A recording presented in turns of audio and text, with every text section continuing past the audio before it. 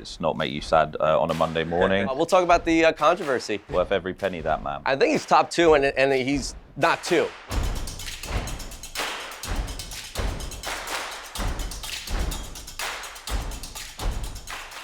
Hello and welcome to Football X's and O's, our weekly tactics show, giving you all the inside analysis across the NFL every week. This week, we're going to be looking at the AFC East matchup between the New England Patriots and the Buffalo Bills. It was a huge game with major playoff implications.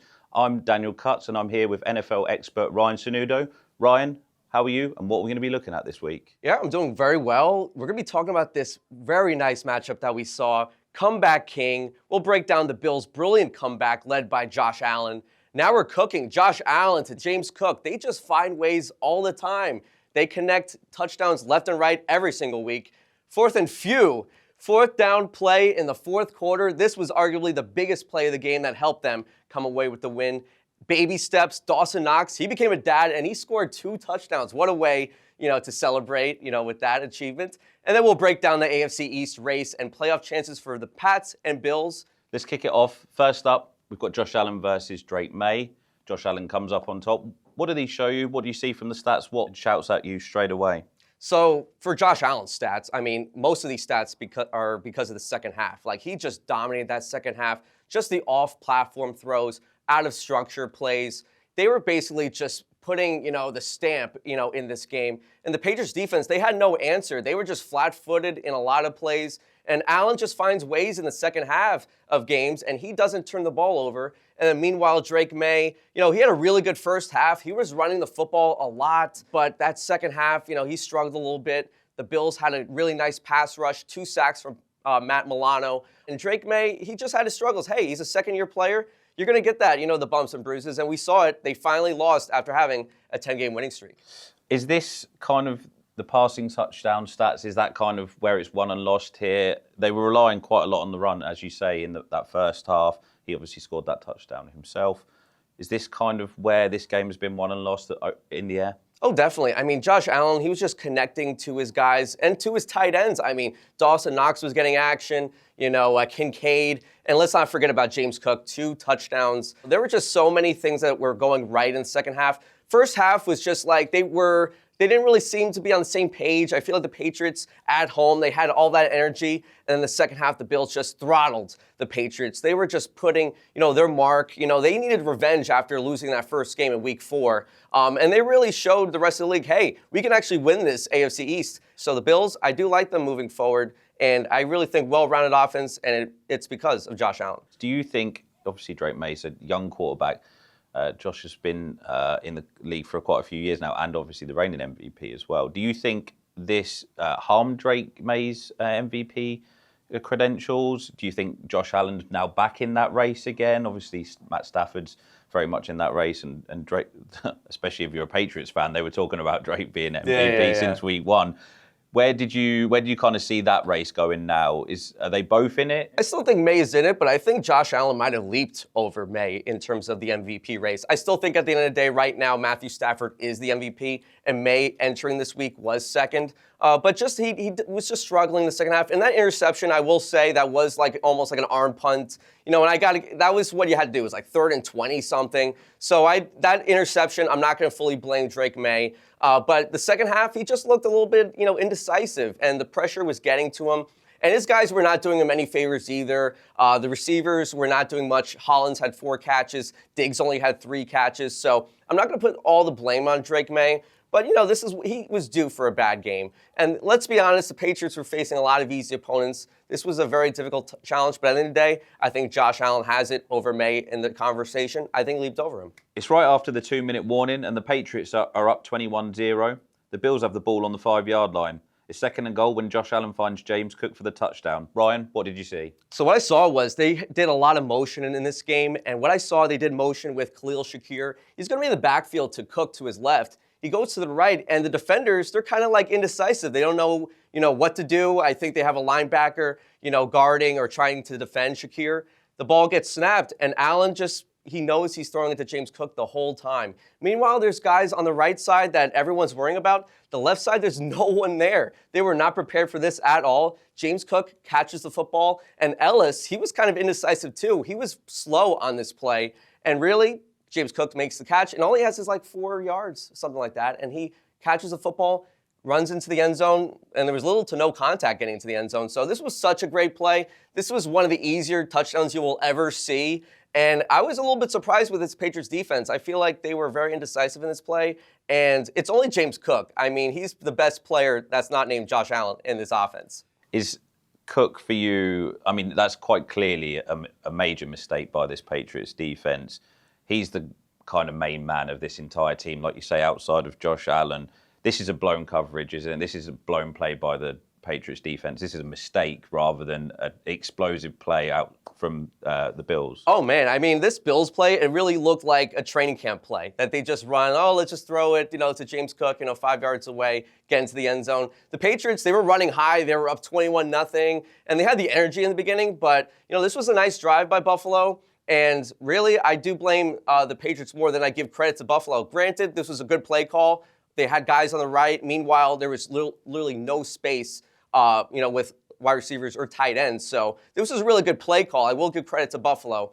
But the Patriots, how do you forget James Cook? I mean, that's just something that can happen. And they also have to realize Allen can run it and tuck it too. So they're probably thinking about that as well. But I just didn't like the coverage, the blown coverage in this play by Mike Vrabel and company. This man, James Cook, has been unbelievable for the Bills this year. Where do you put him on in the kind of running back kind of statistics? Is he, for you, one of the best in the league, if not the best at the minute this season? Saquon Barkley's not been up to the standards of last year, so he can't be far off. I think he's top 2, and he's not 2. Like, I think this guy could easily be the number 1 running back. You could make the argument, and I would not disagree with you. I mean, James Cook, I saw stats since 2024, including the playoffs, 33 games, 33 touchdowns. That is incredible work. And, I get it, the Buffalo Bills, they don't exactly have the wide receivers. Khalil Shakir gets, some receptions here and there. Keon Coleman has been a disappointment. But James Cook, if it's not Josh Allen, it's James Cook. He's the guy, that carries the team on his back. And I got to give Cook a lot of credit. They got a deal done in the offseason. There was a little bit of, hectic, things going on, a little bit of drama.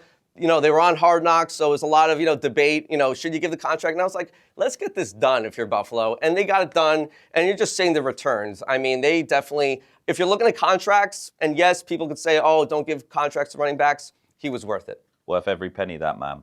This is arguably the play of the game. Early in the fourth quarter, the Patriots lead 24-21, and the Bills have the ball on the Patriots' 45-yard line. It's 4th and 3 when Allen chucks it deep to Khalil Shakir. Yeah, so this was a controversial one. We'll get to that a little bit later. But Dawson Knox is going to do a little motion. I was talking about that earlier. They like to do the motion. And Shakir is going to run like a deep post route. Actually, it's a post route, but it's almost like a slant type. And they think probably, oh, he's not going to go that deep. He ends up going deep. Meanwhile, the Patriots are running, man coverage and 2 safeties. You got 1 safety that's looking at Ty Johnson, and then the other one is basically guarding Dawson Knox. So Shakir is going one-on-one with his man, Marcus Jones, and Allen is just staying in that pocket, for 4+ seconds. I mean, the pressure I didn't really see too much on this one, but Allen threw it at the right time, and Shakir ends up with the grab, a little bit underthrown, but it was a little bit of debate. Did he catch it or did he not catch it? There was hand fighting. I honestly think it was a defensive pass interference. They did end up calling that. But this was just a good play in terms of surprising a defense, because honestly, I don't think the defense was thinking about a deep play when it's a 4th and short. So, Ryan, there's obviously a lot of movement here, a lot of distraction tactics, a lot of motion across the field, guys running up here and across the field here, and that gives Shakir a lot of room going up the field. Is this a bad defensive play by the Patriots or a clever Bills offensive play? I'll give more clever to the Bills. I mean, I feel like the Patriots are kind of a little bit surprised that they were going to go deep, considering it was like a 4th and short play. But I'll give the credit more to Buffalo. I just feel like Shakir is normally that 10 yards, 15 yards downfield and maybe catches a grab, maybe a short slant. But going downfield like that, I feel like Patriots were not expecting that, and rightfully, considering they were thinking about maybe Allen running with the football or just maybe a wheel route with Ty Johnson. That's why the safety was going after him, or Knox. So I got to give credit to the Buffalo Bills. They were doing really good in terms of motion with Knox, because they always love throwing to the tight end. And Shakir, he always gets his 4 receptions, 5 receptions, and this was definitely the one. We'll talk about the controversy. Yeah, exactly. This game was never, ever going to end without some controversy. The refs have had a lot of say on this season already. Did they get it right? Where was the kind of controversy from your eyes? What did you see? So the ref was literally right there, so maybe he had a better angle than me. I've been looking at, a lot of screen grabs. I'm not really seeing Shakir with the football, but in terms of DPI, I think they got it right. I think he did, make contact with Shakir downfield. So you can make the argument, was it a catch, was it not a catch? The ref was right there. Once they call it a catch, the Patriots can challenge that. And they chose not to challenge it because they didn't want to lose a timeout. And honestly, I don't know if they would have won it because I think the ruling on the field, if it was a catch, it wasn't going to get changed, or if it was not a catch, they weren't going to change it because I didn't really see any conclusive evidence, if he caught it or not. But hey, that's what you're going to get with controversy. Like, I think the Patriots caught a pass earlier in the game, and you can make the argument he didn't catch it either. So it goes both sides. Yeah, exactly. It makes it fun and something to talk about as well. This guy Shakir, and obviously another weapon for Josh Allen. They've gone downfield with this play. Is that something you believe the Bills should be doing a bit more of, going downfield? Josh Allen's got that huge cannon of an arm. They probably don't have all the weapons that they need to be able to do that all the time. They don't have that deep threat all the time. But do you feel that this is a play, especially going into the postseason, when you might need to surprise the teams a bit more because they've kind of seen you throughout the season? Is that something that they need to probably do a bit more going into the postseason? Probably, you're right. I think, when in doubt, I think Josh Allen with that deep arm, you can definitely, be confident in it. It's just a matter of the playmakers. And hey, they're opportunistic. I don't think you're going to see it throughout the game. They're going to be using their tight ends, James Cook. Their offensive line has been playing really well this year. Just moving the chains, long drives. But I will say, here or there, they might have to start doing this, to get past opponents like the Jaguars, the Broncos, just to surprise them, because you can't keep doing the same thing with the tight ends and the running backs, so you can't be predictable. Might be something that they look at in the offseason, getting someone who can do that deep threat. It's the 13th play of the same drive and a 3rd and goal at the Patriots' 14-yard line.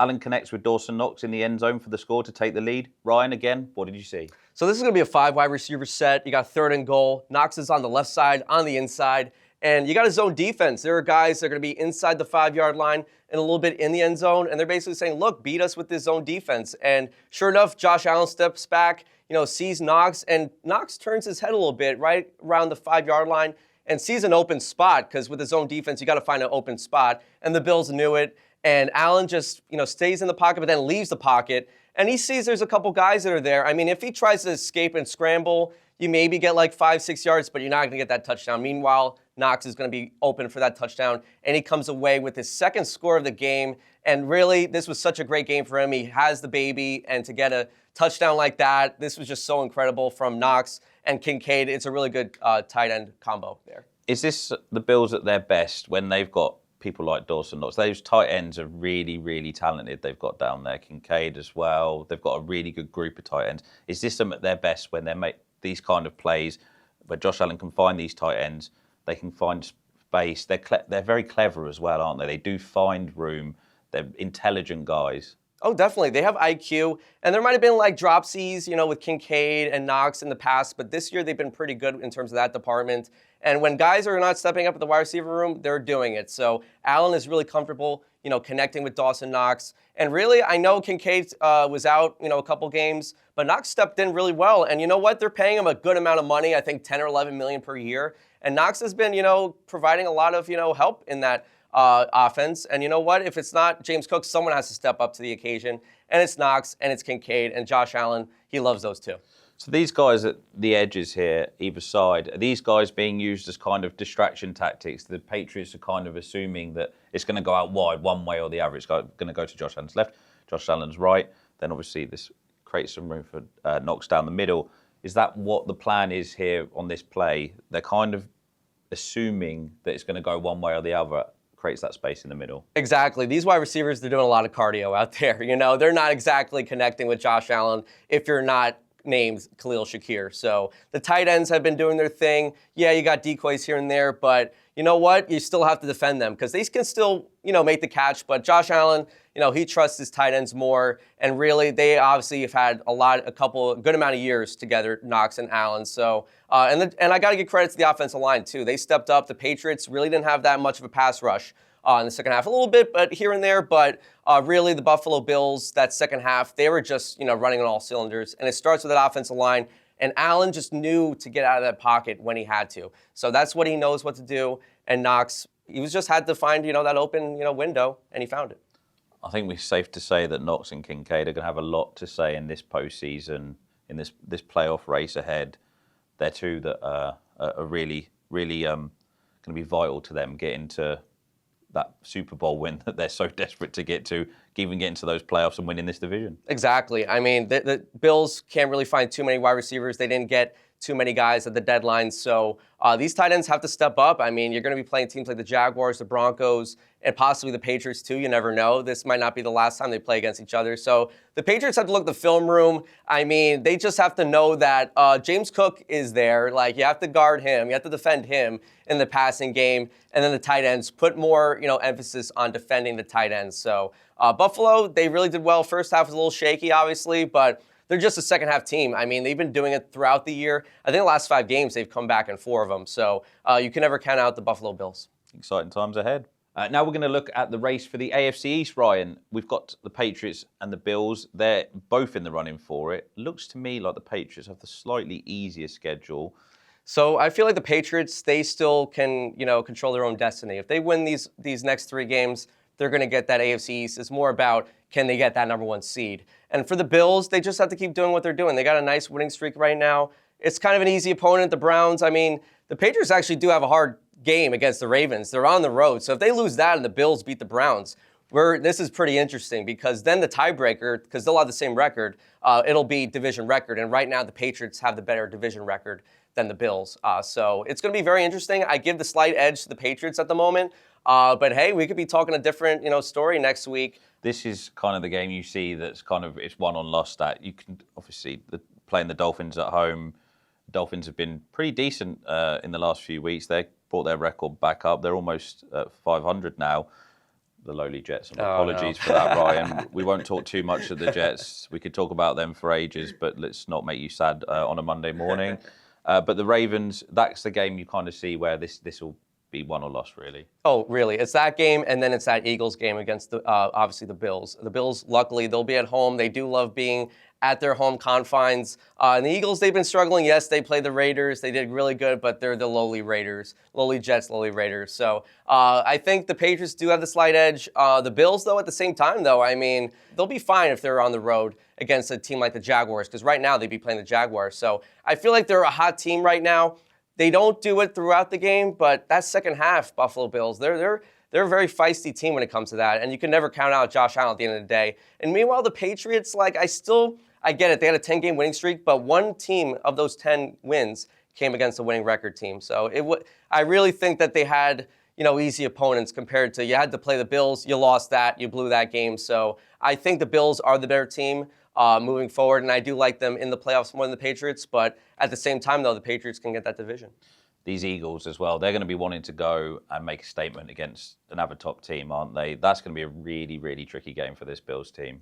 Oh, yes. The Eagles, they definitely had a bounce back, performance against the Raiders. The Bills can find a way, I think, against Philly. I just think that defense I really liked in that second half against New England. And the Eagles are just too inconsistent for my liking, so I can see Buffalo coming away with that win. So if the Bills win out, man, I could see this being a lot of chaos. And the Patriots and Bills having that same record. And like you said earlier about the Dolphins, they've been, better of late. And I'm talking like a month, 2 months right now that they've been playing good football. So, hey, you never know. The Buffalo Bills, you can't doubt them, moving forward. And with the Chiefs not in the playoffs and other teams that are looking like they're not going to be in the playoffs, like the Ravens, the Buffalo Bills can be that underdog type mentality and find ways to win. I had a $20 bet with David last week, and I'm going to have a $20 bet with you now. Who wins this division for you, Ryan? Who's going to come out on top in the end? Good question. I'm going to still stick with the Patriots at the end of the day. I just feel like they can go 2-1, beat, those two opponents in the Jets and Dolphins. They might lose to the Ravens, but hey, the Bills have to win out. That's what they probably have to do, considering they're 1 game back right now. So I give the edge to the Patriots right now. But in terms of the playoffs, I like the Bills more in the playoff when they're going to be in the playoffs compared to the Patriots. And that'll do it for Football X's and O's for us this week. Please make sure to join us every Monday for this show and every Thursday for Ain't That Our Ball. Make sure you like and subscribe, and let me know in the comments what I should be spending my $20 Ryan's going to give me this week on.